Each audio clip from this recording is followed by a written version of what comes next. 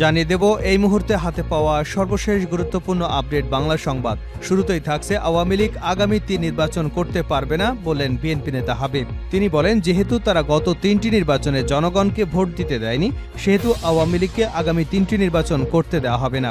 যারা নিয়ে আসার কথা বলেছে তারা আওয়ামী লীগের দোসর, এ চক্রান্ত মেনে নেওয়া হবে না।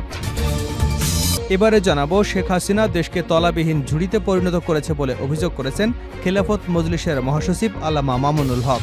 নেত্রকোনা শহরের মুক্তারপাড়া মাঠে খেলাফত মজলিসের ছাত্র জনতার বিপ্লবে সংগঠিত গণহত্যার বিচার এবং নৈরাজ্যের বিরুদ্ধে গণসমাবেশে তিনি এসব কথা বলেন।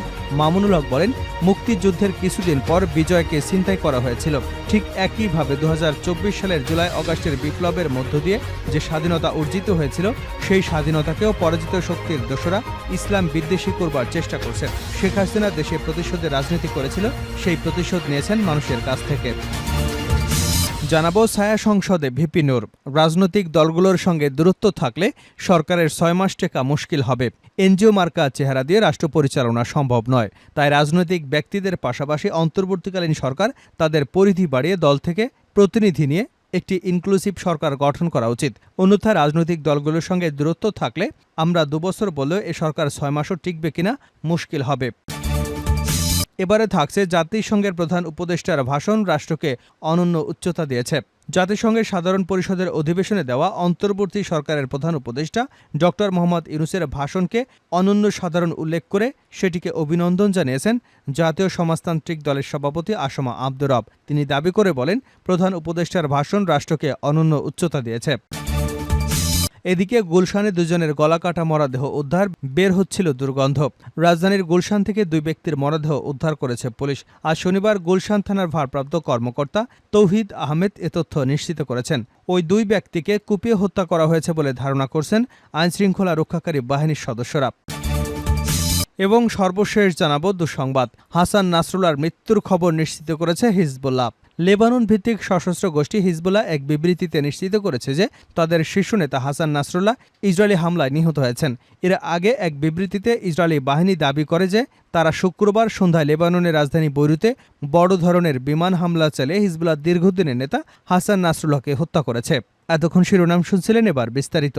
প্রিয় দর্শক, আপনি যদি এই চ্যানেলে নতুন হয়ে থাকেন, ভিডিওটি দেখতে দেখতে চ্যানেলটি সাবস্ক্রাইব করে আমাদের সঙ্গে থাকুন। আর এই ভিডিও সম্পর্কে আপনি আপনার মূল্যবান মতামতটি কমেন্ট বক্সে জানিয়ে দিন। আর হ্যাঁ প্রিয় দর্শক, জানিয়ে দিন ভিডিওটি কোথা থেকে দেখছেন। আওয়ামী লীগ আগামী 3টি নির্বাচন করতে পারবে না, বিএনপি নেতা হাবিব। বিএনপি চেয়ারপারসনের উপদেষ্টা হাবিবুর রহমান হাবিব বলেছেন, আওয়ামী লীগ আগামী 3টি নির্বাচন করতে পারবে না। যেহেতু তারা গত 3টি নির্বাচন জনগণকে ভোট দিতে দেয়নি, সেহেতু আওয়ামী লীগকে আগামী 3টি নির্বাচন করতে দেওয়া হবে না। যারা নিয়ে আসার কথা বলেছে তারা আওয়ামী লীগের দোসর, এ চক্রান্ত মেনে নেওয়া হবে না। রাতে রাজধানীর সেগুন বাগিচার একটি রেস্টুরেন্টে জিয়া সাংস্কৃতিক সংগঠনের 32তম প্রতিষ্ঠা বার্ষিকী উপলক্ষে এক আলোচনা সভায় প্রধান অতিথির বক্তব্যে এসব কথা বলেন তিনি। এ সময় তিনি আরও বলেন, এক শ্রেণীর সাংবাদিক এবং বুদ্ধিজীবীরা বলছে এ ছাত্র জনতার আন্দোলনে বিএনপির কোনো ভূমিকা বা অবদান নেই। আমি তাদের উদ্দেশ্যে বলতে চাই, ছাত্রদের আন্দোলন ছিল 36 দিনের, কিন্তু বিএনপির আন্দোলন 17.5 বছরের। আমাদের হাজার হাজার নেতাকর্মী বিগত সরকারের নির্যাতনে নিহত হয়েছেন, হাজার হাজার নেতাকর্মী পঙ্গুত্ব বরণ করেছেন। এ সময় তিনি বলেন, শুধু শিবির বা ছাত্র দল নয়, সবার ঐক্যবদ্ধ প্রচেষ্টায় আন্দোলন সফল হয়েছে। এ আন্দোলনে বিএনপি অফিসিয়ালি ছিল না, কিন্তু বিভিন্ন পর্যায়ে নেতাকর্মীদের অংশগ্রহণ ছিল। ব্যারিস্টার মাহবুবউদ্দিন খোকন বলেন, আওয়ামী লীগ ছাড়া, যুবলীগ ছাড়া সবাই এ আন্দোলনে ঝাঁপিয়ে পড়েছিল। এ আন্দোলনে একক কারো ক্রেডিট নেই। শেখ হাসিনা দেশকে তলাবিহীন ঝুড়িতে পরিণত করে পালিয়েছেন মামুনুল হক। খেলাফত মজলিসের মহাসচিব আল্লামা মামুনুল হক বলেছেন, শেখ হাসিনা দেশকে তলাবিহীন ঝুড়িতে পরিণত করে পালিয়েছেন। শনিবার নেত্রকোনা শহরের মুক্তারপাড়া মাঠে খেলাফত মজলিসের ছাত্র জনতার বিপ্লবে সংগঠিত গণহত্যায় বিচার ও নৈরাজ্যের বিরুদ্ধে গণসমাবেশে তিনি এসব কথা বলেন। মামুনুল হক বলেন, মুক্তিযুদ্ধের কিছুদিন পর বিজয়কে ছিনতাই করা হয়েছিল। ঠিক একইভাবে 2024 সালের জুলাই আগস্টে যে বিপ্লবের মধ্য দিয়ে স্বাধীনতা অর্জিত হয়েছিল, সেই স্বাধীনতাকেও পরাজিত শক্তির দোসরা ইসলাম বিদ্বেষী করবার চেষ্টা করছে। শেখ হাসিনা দেশে প্রতিশোধের রাজনীতি শুরু করেছিলেন, সেই প্রতিশোধ নিয়েছেন সাধারণ মানুষের কাছ থেকে। তিনি আরও বলেন, স্বৈরশাসক হোসেন মোহাম্মদ এরশাদ গ্রেপ্তার হয়েছেন, কারাবরণ করেছেন, কিন্তু তিনি দলের নেতাকর্মীদের ছেড়ে পালিয়ে যাননি। বেগম খালেদা জিয়া একাধিকবার আন্দোলনের মুখে ক্ষমতা ছাড়তে বাধ্য হয়েছেন, কিন্তু তিনিও দেশ ছেড়ে পালাননি। জীবন মৃত্যুর সন্ধিক্ষণে দাঁড়িয়েও তিনি বছরের পর বছর অসুস্থ অবস্থায় নেতাকর্মীদের পাশে ছিলেন। শেখ হাসিনাকে নিজের তল্পা সহ বাংলাদেশ থেকে পালিয়ে যেতে হয়েছে। এই পালিয়ে যাওয়ার মধ্য দিয়ে শেখ হাসিনা ঐতিহ্যবাহী দলটি সারা দেশের মানুষের সামনে কলঙ্কিত করে তুলেছে। মামুনুল হক বলেন, সংখ্যালঘুদের উপর আওয়ামী লীগের যে নির্যাতন চালিয়েছে তার নজির ইতিহাসে পাওয়া কঠিন। আওয়ামী লীগ যেটা করত, রাতের আধারে কালনাগানি হয়ে সংখ্যালঘুদের সবল মারত, আর দিনের আলোতে তারাই আবার ওঝা হয়ে ঝাড়তে আসত। এভাবে নাটক সাজিয়ে ধর্মীয় সংখ্যালঘুদের নির্যাতন চালিয়ে তাদের বাড়িঘর দখল করে, তাদের ব্যবসা প্রতিষ্ঠান দখল করে। আবার তারা মায়াকান্না করে সংখ্যালঘুদের সহানুভূতি অর্জন করে তা হাতিয়ার হিসেবে ব্যবহার করেছে। এখন বাংলাদেশে শেখ হাসিনাও নেই, আওয়ামী লীগের রাজনীতিও নেই, সংখ্যালঘুদের উপর নির্যাতনের ঘটনাও নেই। রাজনৈতিক দলগুলোর সঙ্গে দূরত্ব থাকলে সরকারের 6 মাসও টেকা মুশকিল হবে। এনজিও মার্কা চেহারা দিয়ে রাষ্ট্র পরিচালনা সম্ভব নয়। তাই রাজনৈতিক ব্যক্তিদের পাশাপাশি অন্তর্বর্তীকালীন সরকার তাদের পরিধি বাড়িয়ে বিভিন্ন দল থেকে প্রতিনিধি নিয়ে একটি ইনক্লুসিভ সরকার গঠন করা উচিত। অন্যথায় রাজনৈতিক দলগুলোর সঙ্গে দূরত্ব থাকলে আমরা 2 বছর বললেও এ সরকার 6 মাসও টিকতে পারবে না। শনিবার রাজধানীর এফডিসিতে আয়োজিত ছায়া সংসদে এসব কথা বলেন গণ অধিকার পরিষদের সভাপতি ও ডাকসুর সাবেক ভিপি নুরুল হক নূর। ছায়া সংসদের সভাপতিত্ব করেন ডিবেট ফর ডেমোক্রেসির চেয়ারম্যান হাসান আহমেদ চৌধুরী কিরণ। সংস্থাটির আয়োজনে ছাত্র রাজনীতির শিক্ষার সুষ্ঠু পরিবেশের অন্তরায় শীর্ষক প্রতিযোগিতায় বাংলাদেশ ইউনিভার্সিটির বিতার্কিকদের পরাজিত করে মানারাত ইন্টারন্যাশনাল ইউনিভার্সিটির বিতার্কিকরা বিজয়ী হয়। প্রতিযোগিতায় বিচারক ছিলেন অধ্যাপক তাজুল ইসলাম চৌধুরী তুহিন, জসিন্তা জিনিয়া, সাংবাদিক সৈয়দ আব্দুল মতিন, শারমিন নাহার হীরাসহ আরও কয়েকজন। ভিপি নূর বলেন, 2 বছরের জন্য একটা জাতীয় ঐক্যমতের সরকার প্রয়োজন, যারা রাষ্ট্রের কাঠামোগত পরিবর্তন এনে একটি মানবিক রাষ্ট্র হিসেবে গড়ে তুলবে। 6 মাস 1 বছরের মধ্যে নির্বাচন হলে বিদ্যমান ব্যবস্থার খুব বেশি পরিবর্তন হবে না।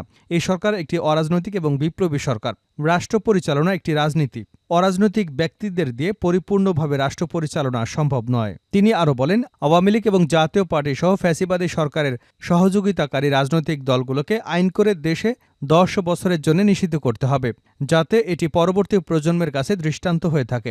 পতিত সরকারের আমলে ছাত্রলীগ যে সন্ত্রাসের রাজত্ব কায়েম করেছিল তার উপযুক্ত শাস্তি হওয়া উচিত। সর্বশেষ ডাকসুর নির্বাচনে গোয়েন্দা সংস্থা এবং বিশ্ববিদ্যালয় কর্তৃপক্ষের কারসাজের মাধ্যমে নির্বাচিত 11 জনের মধ্যে ভিপি হিসেবে আমিসহ মাত্র 2 জনকে বিজয়ী ঘোষণা করেছে। ভোট গণনায় ইঞ্জিনিয়ারিংয়ের জন্য সেই সময় ভোররাতে ভোটের ফলাফল ঘোষণা করা হয়। জাতিসংঘের প্রধান উপদেষ্টাদের ভাষণ রাষ্ট্রকে অনন্য উচ্চতায় নিয়ে গেছে রব। জাতিসংঘের সাধারণ পরিষদের অধিবেশনে দেওয়া অন্তর্বর্তী সরকারের প্রধান উপদেষ্টা ড মোহাম্মদ ইউনূসের ভাষণকে অনন্য সাধারণ উল্লেখ করে সেটিকে অভিনন্দন জানিয়েছেন জাতীয় সমাজতান্ত্রিক দলের সভাপতি আসমা আব্দুর রব। তিনি দাবি করে বলেন, প্রধান উপদেষ্টার ভাষণ রাষ্ট্রকে অনন্য উচ্চতা দিয়েছে। শনিবার বিকেলে জেএসডির দপ্তর সম্পাদক কামরুল হাসান অপু প্রেরিত এক বিজ্ঞপ্তিতে রব একথা বলেন। বিবৃতিতে তিনি আরও বলেন, জাতিসংঘের সাধারণ পরিষদের অধিবেশনে অন্তর্বর্তী সরকারের প্রধান উপদেষ্টার ভাষণে বিশ্ব ব্যবস্থাকে নতুন করে পুনর্গঠন করার মধ্য দিয়ে বৈশ্বিক শান্তি ও নিরাপত্তা নিশ্চিত করার জন্য যে আহ্বান জানানো হয়েছে তার মাধ্যমে সব জাতি এবং রাষ্ট্রের অভিপ্রায় প্রকাশ পেয়েছে। এ ধরনের ইতিবাচক বক্তব্য ড ইউনূসকে গ্লোবাল কণ্ঠস্বরে পরিণত করেছে। এছাড়া তিনি বলেন, 1971 সালে যে মূল্যবোধকে বুকে ধারণ করে আমরা গণমানুষ যুদ্ধ করেছি, সেই মূল্যবোধকে বহু বছর পরে আমাদের জেনারেশন জি নতুনভাবে দেখতে শিখিয়েছে। আমাদের এই অভ্যুত্থান আগামীতে বিশ্বের বিভিন্ন প্রান্তের মানুষকে মুক্তি এবং ন্যায় বিচারের পক্ষে দাঁড়াতে প্রেরণা যোগাবে। শেষ করছে আন্তর্জাতিক সংবাদ দেব। হাসান নাসরুল্লাহর মৃত্যুর খবর নিশ্চিত করেছে হিজবুল্লাহ। লেবানন ভিত্তিক সশস্ত্র গোষ্ঠী হিজবুল্লাহ এক বিবৃতিতে নিশ্চিত করেছে যে তাদের শীর্ষ নেতা হাসান নাসরুল্লাহ ইসরায়েলি হামলায় নিহত হয়েছেন। এর আগে এক বিবৃতিতে ইসরায়েলি বাহিনী দাবি করে যে তারা শুক্রবার সন্ধ্যায় লেবাননের রাজধানী বৈরুতে বড় ধরনের বিমান হামলা চালিয়ে হিজবুল্লাহ দীর্ঘদিনের নেতা হাসান নাসরুল্লাহকে হত্যা করেছে। হিজবুল্লাহর এই শীর্ষ নেতার প্রচুর সমর্থক রয়েছে। বিশেষ করে লেবাননের শিয়া নির্বাচনী এলাকায় তার জনপ্রিয়তা অনেক। সেখানকার লোকজন তাকে বাবার মতো সম্মান করে। তিনি সেখানে এমন একজন ধর্মীয় নেতা এবং সম্মানীয় ব্যক্তিত্ব যিনি লেবাননের অবস্থার উন্নতি ঘটিয়েছেন। ইসরায়েলি বাহিনী জানিয়েছে তারা শুক্রবার সন্ধ্যায় লেবাননে হিজবুলার 140টিরও বেশি লক্ষ্যবস্তুতে হামলা চালিয়েছে। বহু আবাসিক ভবন হামলার লক্ষ্যবস্তু হয়েছে। এদিকে তেল আবিবে দফায় দফায় বিস্ফোরণের শব্দ পাওয়া গেছে। এর আগে লেবাননের রাজধানী বৈরুতে বেশ কয়েকটি আবাসিক ভবনে দফায় দফায় হামলা চালায় ইসরায়েলি বাহিনী। রাজধানীর দক্ষিণাঞ্চলে নজিরবিহীন হামলায় হতাহতের মধ্যে রয়েছে শিশুরাও।